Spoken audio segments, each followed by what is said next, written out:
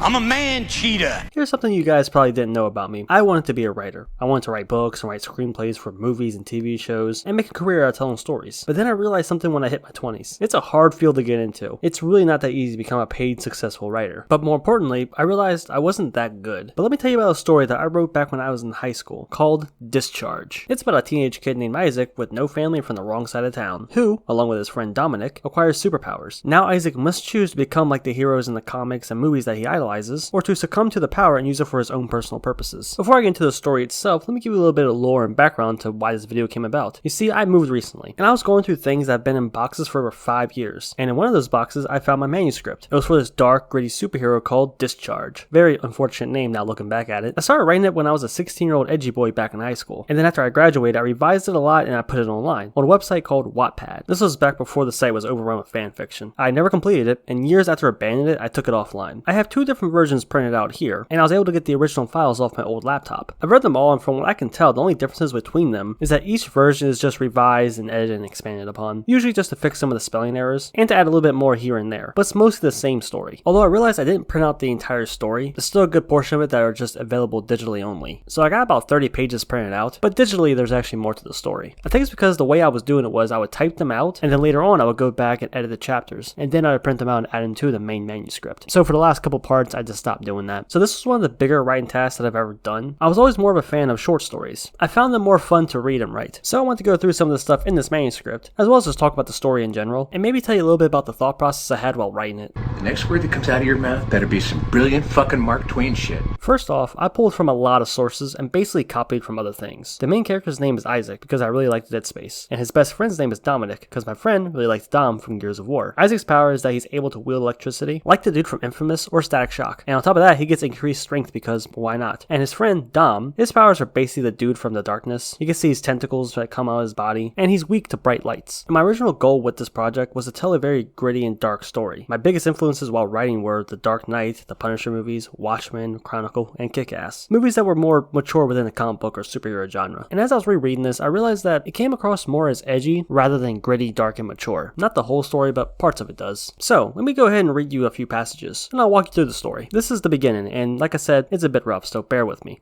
This is just bad writing.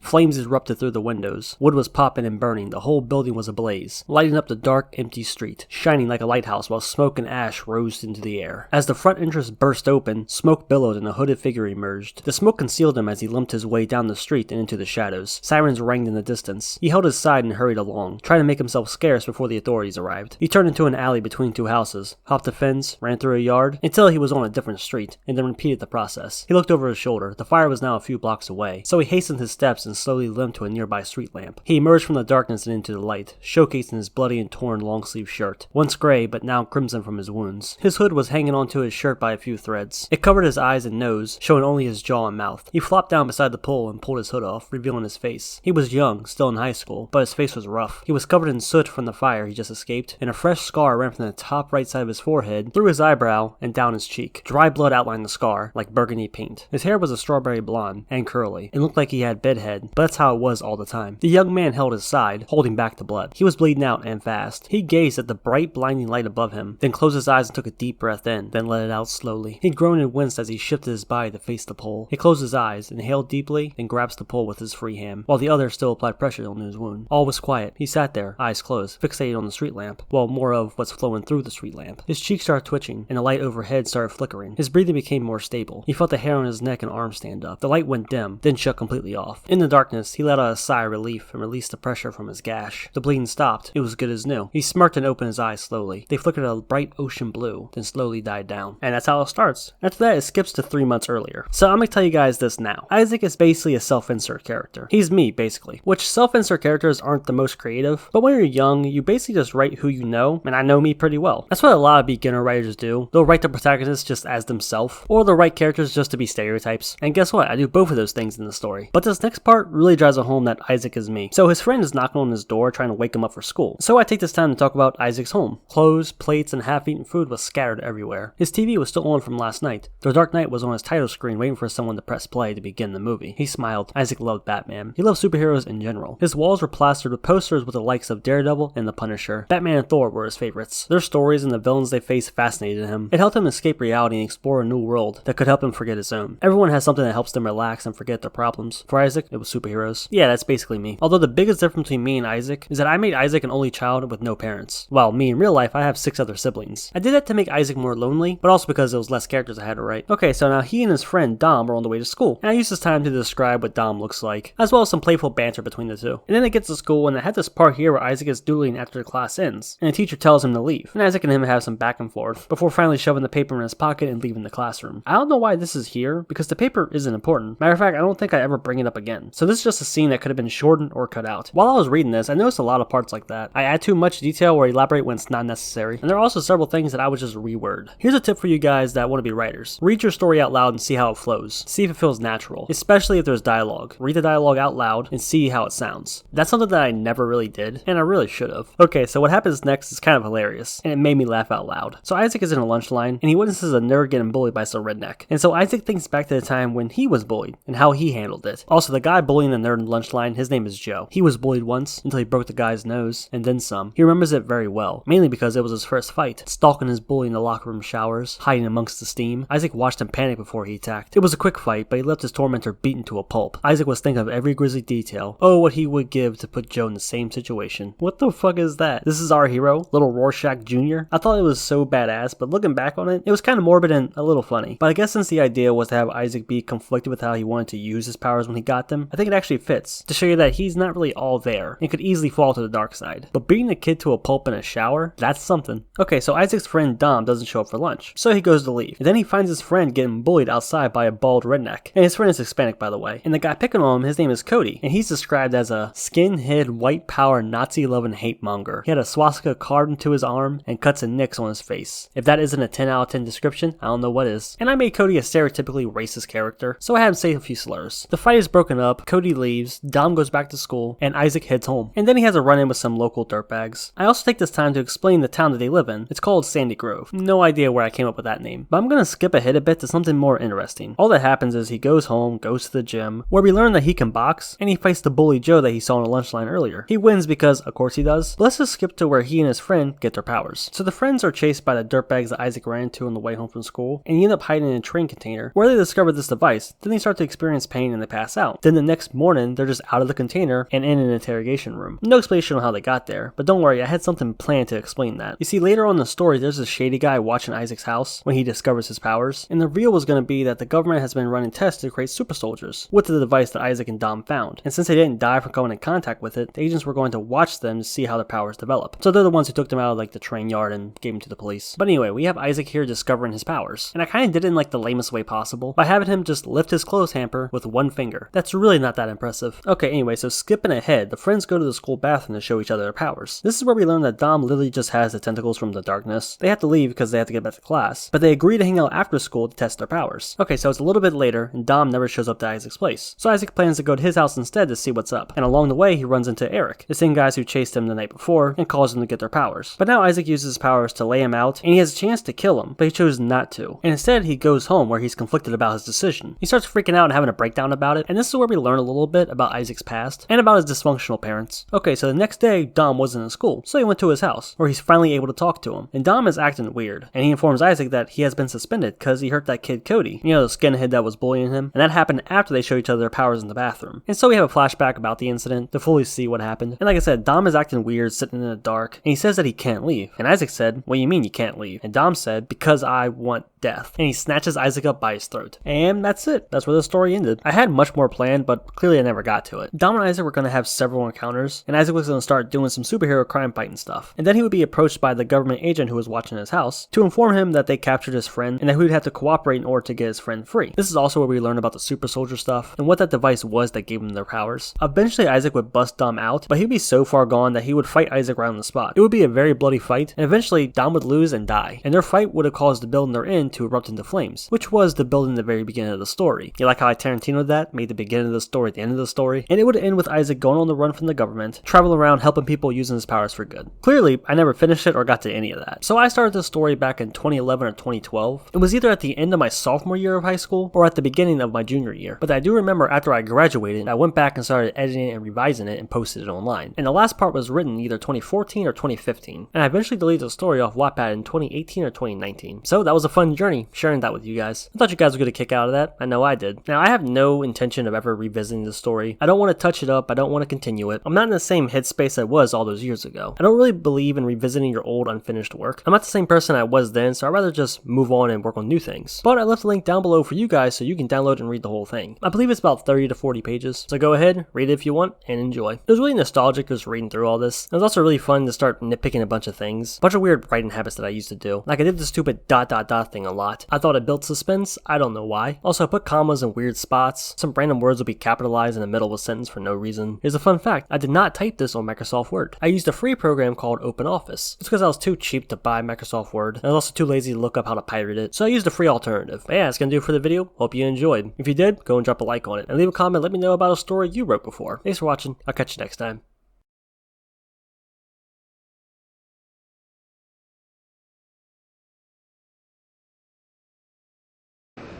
So you think I'm gay? No, I This nigga gay as hell.